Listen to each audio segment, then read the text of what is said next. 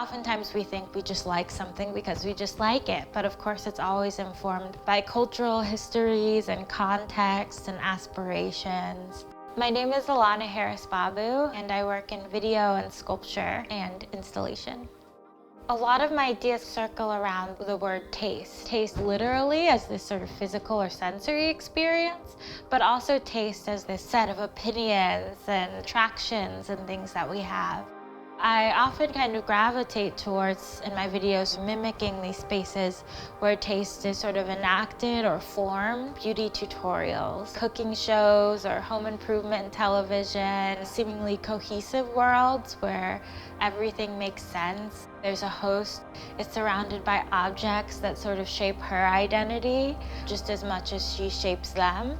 I usually will take a string of sort of appropriated text. Transitional. Mid-century. Modern. Concept. Mimicking the language of advertising. These things are kind of shaping and forming our aesthetic taste, our physical well-being, and also the way we relate to other people.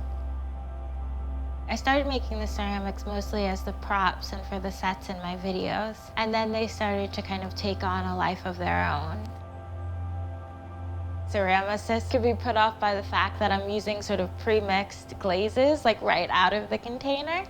And for me, it also becomes this puzzle of seeing, like, what do these standard colors do when I put them together in unexpected ways? In my piece, Reparation Hardware, when I initially showed it, I installed it in a gallery that I painted with the Benjamin Moore paint color called Plantation Tan.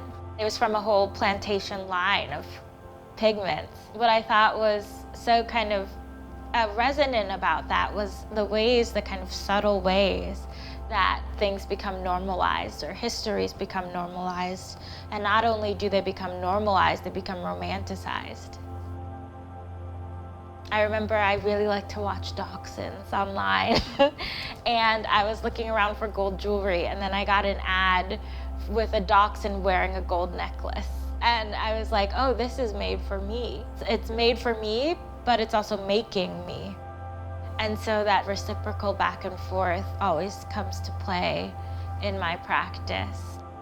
During quarantine, the ideas that I think about in my practice have been constantly shifting, especially my relationship to how history kind of continues to echo through the present day and our relationships to one another, and also wellness culture and what it means to be well, and who gets to be well and who doesn't get to be well, have definitely been evolving really rapidly in this time.